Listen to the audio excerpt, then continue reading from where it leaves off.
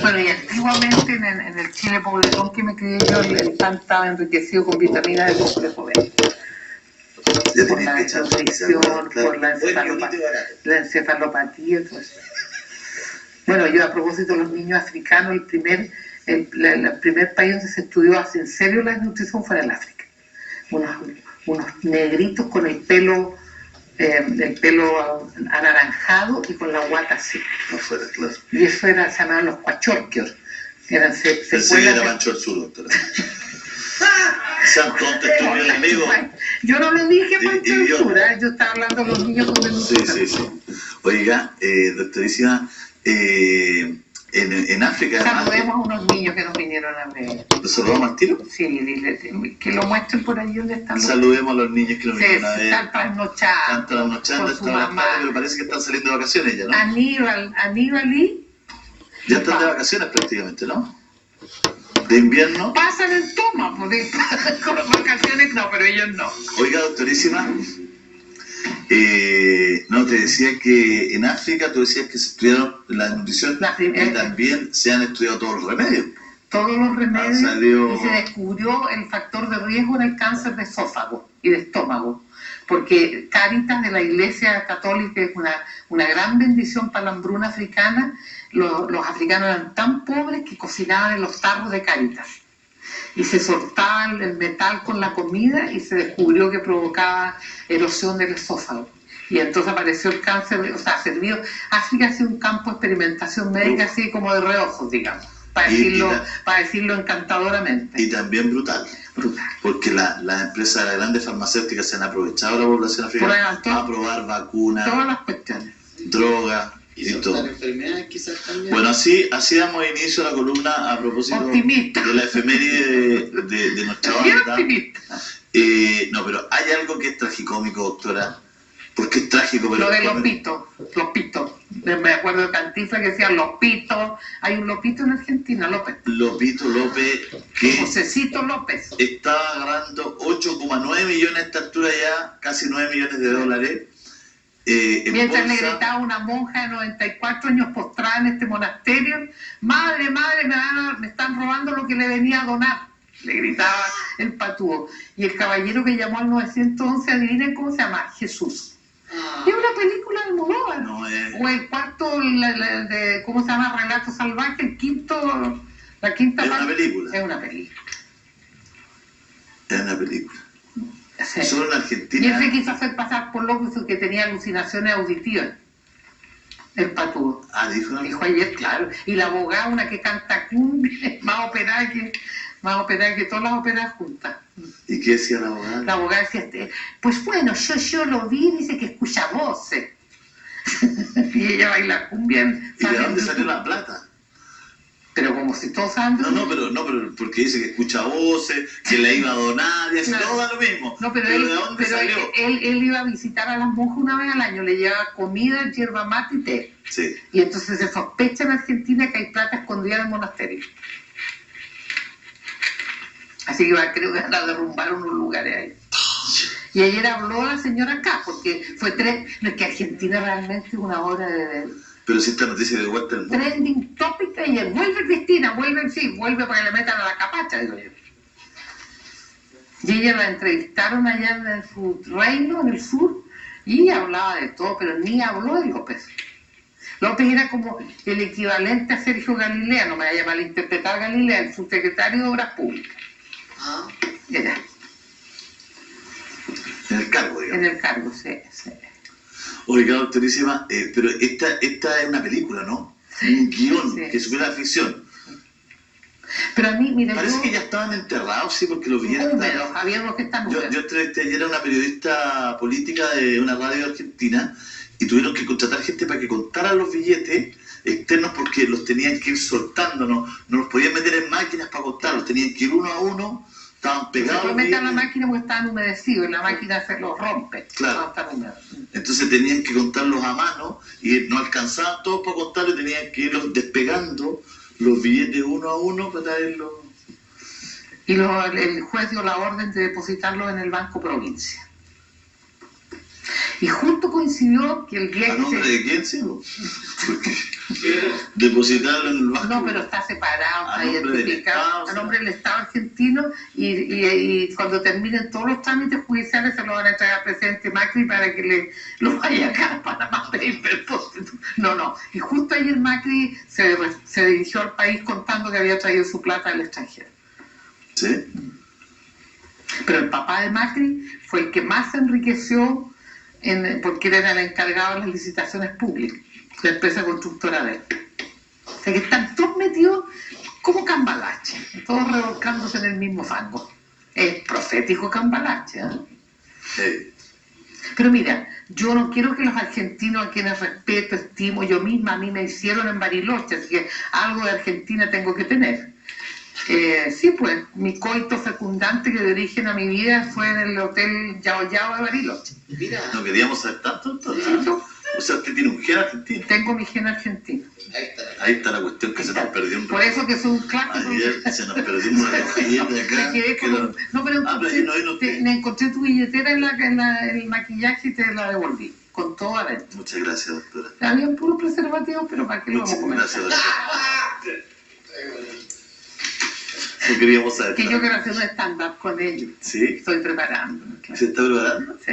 Pero no bien. Bueno, mira, yo no quiero afrentar a los argentinos, pero es un pensamiento que tengo hace mucho tiempo. Dígalo, doctora. Mira, yo siento que los chilenos somos pillos. La ocasión nos hace a nosotros. Lo que en España se llama la pasada. La pasada. La pasada.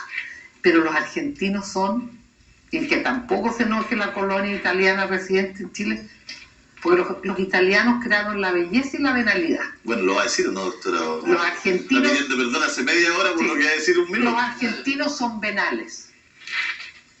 Gracias, doctora. No sea- Sostenidamente en el tiempo van a sacar. Mira, cuando Macri levantó el cepo cambiario, la autoridad del ministro de Economía dijo: nosotros esperamos que el dólar llegue a 14 pesos argentinos.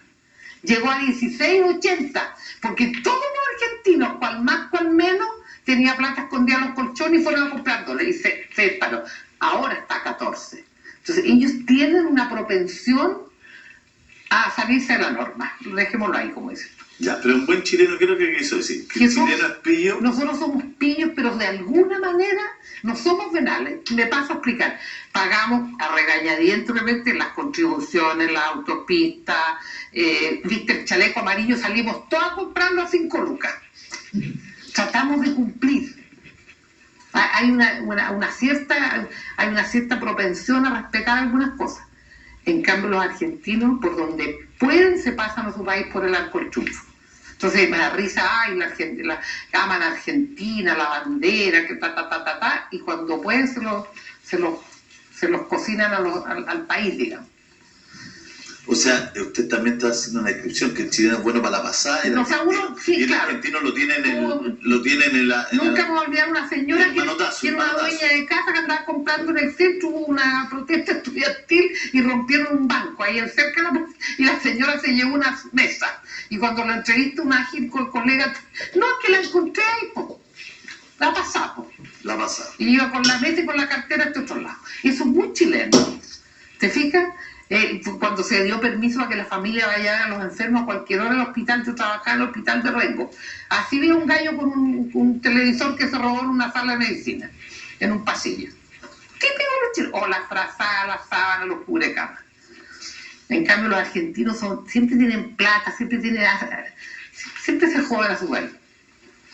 No tienen sentido de patria, porque yo encuentro que sentido de patria, a propósito del Día del Padre que viene, el sentido de patria es respetar a tu patria, ¿me entendí? Por eso a mí me da mucha rabia con los destrozos de las tomas. Uno tiene un cierto sentido de pertenencia, tú cuidas, quieres a tu país. Los argentinos no tienen eso.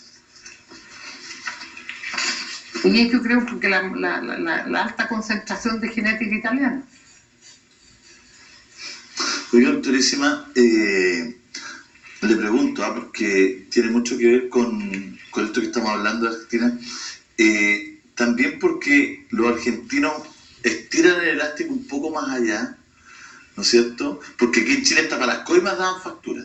Claro, O sea, somos legalistas, pero legalistas hasta para la coima. O sea, los argentinos de lo que se reían de nosotros era que la coima y todo, y daban una factura. ¿Por qué daban factura? Aquí, ¿Por porque qué si van a coimear, ¿quién se callado? callado? Una coima es una coima. Claro. Si se están robando, que se la roben bueno, bien. ellos dividen en blanco y en negro. Los argentinos, tú los escuchas hablar de cosas económicas, los que trabajan en blanco y los que trabajan en negro. O sea, los que no dan boleta y los que dan boleta. Así es. Así de sencillo. Ellos no hablan esto de boleta ideológicamente falsa. No existe en la jerga judicial argentina. Porque ellos cuando coimean, po. ¿Te acuerdas que llegó un maletín con $800.000 para la campaña de la Cristina, que lo había mandado al finado Chávez de Venezuela? Todavía están esos $800.000 guardados en un banco en Argentina. También. Puta, Ahí sí que hay plata. Tienen más plata guardada, bueno. Lo veremos, ¿ah? Oiga, doctorísima, con respecto a la corrupción del papel, el juzgado rechazó admitir la querella penal en contra de CMPC y SCA. Claro, lo que pasa es que nosotros... Déjalo ahí, vamos a ir a Chevrolet. Bueno, vamos a dar una vuelta en Costello. Que tú tienes que ser loco o demente. Y ponen a la misma altura la locura la demencia. Y no es así. La demencia es un trastorno de la memoria y la locura es un trastorno del pensamiento. Una vez yo fui a un foro con unos jueces y dijeron, déjelo así nomás, doctora, no nos explique nada, da lo mismo. Esa es la justicia nuestra. Si los dementes no son igual que los locos. No, déjelo así nomás. Todo el mundo lo entiende, doctor. No lo entiende nadie, la galla arma confusiones. Pero bueno. Es que hay que generar leyes para que esto realmente tenga un castigo. ¿Ah? Y no solamente una multa o llama atención, un castigo. Un castigo con pena aflictiva, privación de libertad. Esa es una verdadera pena, estar privado de libertad. Y nada de cárceles especiales metido ahí con los chihuahuas. Claro, por eso te digo, ahí otra cosa. Otra cosa la mariposa. Sí. Claro que sí. Capaz que salgan más mal. ¿Qué más mañas pueden aprender si se las saben todas? Tienen asesores para hacer mañas, po. Porque ¿cómo es que resulta la colusión? ¿Tú crees que se le ocurrió al que fue presidente Colo-Colo o al señor Mate? No, pues si tienen asesores para eludir, para evadir y para armar estos chanchullos. ¿Y para qué? Economistas que fueron a estudiar a Harvard para ser delincuentes. Eso. Yo para eso me quedo en el Insuco 2 de Santiago, po. Y me hago un postítulo con los chihuahuas mapochos, po. ¿Para qué van a gastar plata a Estados Unidos? ¿Qué va? Ese es un gran tema. El otro día lo conversábamos de cierta forma en la radio. Hay toda una clase, ¿no es cierto? Una estirpe, hay toda una clase de profesionales, ¿no es cierto? Que fueron a estudiar afuera, que fueron a generar mayores conocimientos, a tener mayores conocimientos, adquirir destrezas para la pillería. Adquirir destreza. Se supone que toda una clase, una estirpe de profesionales, claro, que se fueron a educar para escaparnos a nosotros. Y en vez de venir a hacer mejor el país, vinieron a fregar a toda la gente. O sea, se fueron a estudiar, fueron a hacer todo esto en MBA, PhD, a vender maña, para venirse a enrollar a la gente, a joder a las personas. Todo el mundo dice que nunca en ninguna parte del mundo se hizo más a pie juntilla lo de este judío en Chicago que en Chile. ¿Cómo se llama el profesor? Milton Friedman.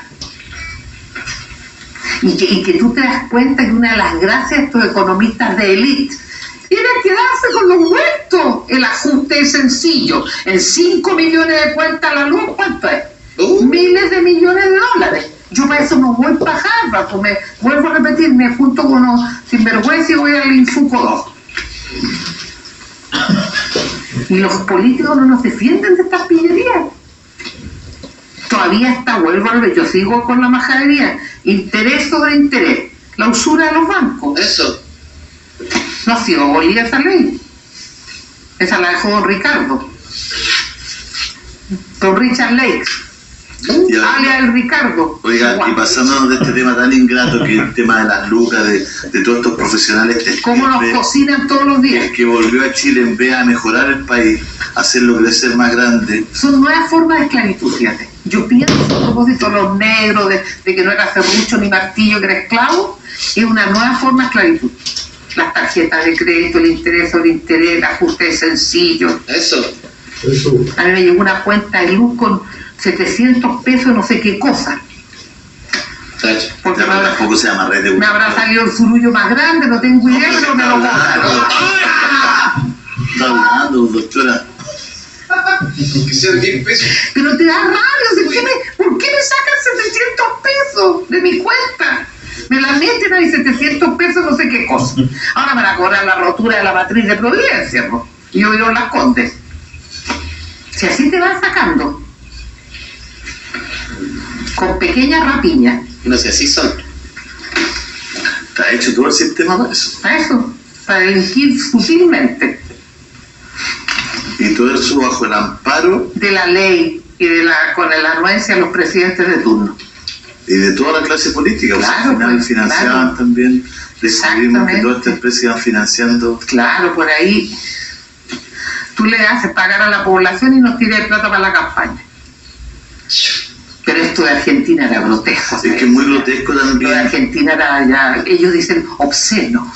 Doctora. Porque que hablan bonito los argentinos, ¿eh? Doctora, que también es muy grotesco este concubinato que hay entre la gente que ha trabajado en el Estado, que trabaja en el Estado y que trabaja en estas empresas. Se ve una prohibición. Sí, porque son empresas que están finalmente, lo queramos o no, pero es así, estas empresas finalmente están bajo el marco regulador del Estado, de estas mismas personas. Exactamente. O sea, no son empresas que están compitiendo, que están en el libre mercado, no. Estas son empresas reguladas. Y al ser empresas reguladas no puede haber, ¿no es cierto?, este diálogo tan cercano entre los que participan, claro. Entre dar plata para esto. Claro, finalmente son demasiado metidos, claro. Entonces se produce un tema ahí que es muy delicado. Oiga, doctora, pero ya pasando de largo esto, que ya sabemos que tienen que haber mayores penas, que sabemos que no nos pasan por las asas todos los días. Pero esto es un tema de la moral del tipo que está más educado, ¿no? Bueno, yo ahí volvería al precioso texto del Mercader de Venecia. Y yo le diría al señor Mate y al Ruiz Tagle y a todos, y lo de la farmacia, le tienes que dar 1 libra de tu carne y yo elijo de dónde sacarla. Eso sí, te va a sacar un pedazo de cachete, te va a sacar un pedacito de carne entre costilla y costilla. A ver cómo le quedaría el ojo al señor Mate, todo esto sinvergüenza. Eso plantea el Mercader de Venecia. La codicia, cómo se castiga la codicia, con una herida bien grande que duela. Genial ese texto de Shakespeare. Es muy importante lo que usted dice, porque yo creo que el tema de la crisis moral, ética que hay en todo esto, tiene que ver mucho con toda esta persona que fueron a especializarse afuera, que eran los más educados en el fondo, los con más conocimiento. Habitualmente de origen católico, se persinaban y rezaban en la misa por mi culpa, por mi culpa, por mi gran culpa, con concepto de pecado y remordimiento dentro de la cabeza, aprendiendo mañas. No, sí, es muy brutal. Entonces, ahí no es que yo quiera apoyar a los estudiantes, pero me pego un salto inevitable y razonable. No le pidamos a estos cabros que cuiden su colegio si el país no lo cuida nadie, ni siquiera los que hemos elegido en las elecciones. Entonces uno dice, mira, que rompieron el INBA, que rayaron, que pusieron fascistas, que sé yo. Pero ¿qué mensaje le hemos entregado a los jóvenes? ¿Qué paradigma moral le estamos entregando? Doctorísima, y hablando de cuestiones injustas, parece que la vida también a veces es súper injusta con algunas personas, porque Eric Clapton tiene una enfermedad que precisamente le impide tocar la guitarra, quizás lo que más le gusta en la vida, ¿no? Claro, pero tú me permites a mí ser sincera o no echar a perder la imagen de Clapton. Voy a hablar de BTR primero. Bueno. Voy a pasar por un buen momento. Ya. Un buen momento. Y después la doctora puede hablar de Eric Clapton. Bueno, él tiene una enfermedad que le impide tocar la guitarra. Él tiene una neuropatía. Hay neuropatía y neuropatía. Una de las principales, la más conocida en nuestro medio por la alta incidencia es la neuropatía diabética. Ya. Entonces yo quiero ser transparente, no quiero en absoluto, yo también soy admiradora de Eric Clapton, pero él dice por ahí alegóricamente, porque él tiene la sabiduría de una persona de 70 años, que él estuvo en la boca del infierno, él fue un drogadicto redomado. Sí, él lo ha dicho. Entonces, cuando tú consumes drogas, los órganos que más se afectan son el páncreas y el hígado. Y se van produciendo aumento de sustancias en la sangre, habitualmente la glucosa. Y la glucosa va y destruye lentamente las vainas de mielina que tienen los nervios largos. Y en ese sentido la neuropatía se parece por la sintomatología a las enfermedades degenerativas como la esclerosis múltiple y la esclerosis lateral amiotrófica, que es la enfermedad que tiene Stephen Hawking, este gran físico. Entonces él está cosechando lo que sembró. Y yo lo digo con la mejor de las intenciones, porque la gente cuando consume drogas, no me estoy refiriendo esencialmente a la marihuana. La marihuana, el daño que provoca, sobre todo en cerebros juveniles, es una atrofia en los lóbulos frontales. Los lóbulos frontales comandan la voluntad y participan muy intensamente en el aparato cognitivo. La que daña el páncreas y el hígado es la cocaína, las anfetaminas, las drogas más fuertes. Bueno, las anfetaminas provocan también miocardiopatía. Entonces yo lo digo porque aquí en Chile estamos en esta discusión de la legalización de las drogas. Hay que tener cuidado y hay que advertir. La neuropatía, en el fondo los nervios quedan, es como un cable que queda sin el envoltorio de plástico y es un dolor horroroso, no hay analgésico que lo supere y va provocando atrofia muscular y él tiene incapacidad de rasgar su guitarra. Bueno, la gente que no lo sabe, Eric Clapton, dentro de su infierno de drogas, a él se le cayó por la ventana en Nueva York su hijito de 4 años. Esta es la canción que se la dedico a él. Qué terrible, ¿eh? Un hombre que pensarlo tiene todo, y he vivido el infierno también, el talento, todo, y es a la vez el infierno, ¿no? Calvario, sí. Ya han pasado en cuestiones personales. A uno le gustaría que ellos dieran un testimonio, que lo contaran para que los cabros se cuiden. Me hubiera gustado a mí que alguna vez los amigos de Cerati hubieran dicho que Cerati era un drogadicto impenitente, se fumaba 3 cajetillas de cigarrillos diarios. Harían tanto beneficio a la prevención de patología mental. Si tuvieran la generosidad de reconocerlo, de decirlo, chiquillos, no lo hagan. Mira lo que me pasó. Eso me refiero. Eric Clapton, usted decía este tema de los analgésicos. No tienen estas patologías. Por eso muchos músicos usan tanto analgésicos, porque la gente no entiende. Muchas veces dicen, ¿por qué los famosos toman tanto analgésicos? Michael Jackson. Bueno, y Prince. ¿Por qué hay tantos famosos músicos que toman tanto? ¿Por qué le duele tanto los huesos?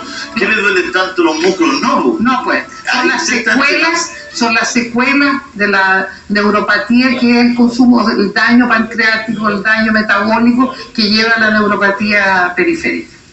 Espectacular eso, ¿eh? Espectacular saberlo. Y nosotros la neuropatía diabética se alivia un poco, se mejora con la carbamazepina. No, pero espectacular saberlo porque hay mucha gente que no entiende. A mí me han preguntado, de repente me preguntan en la radio, todos me dicen, pero ¿por qué todos estos famosos toman cuestiones para los dolores? ¿Qué les duele tanto? ¿Les duele la... El Demerol es un analgésico. No es un analgésico en el sentido estricto. El Demerol es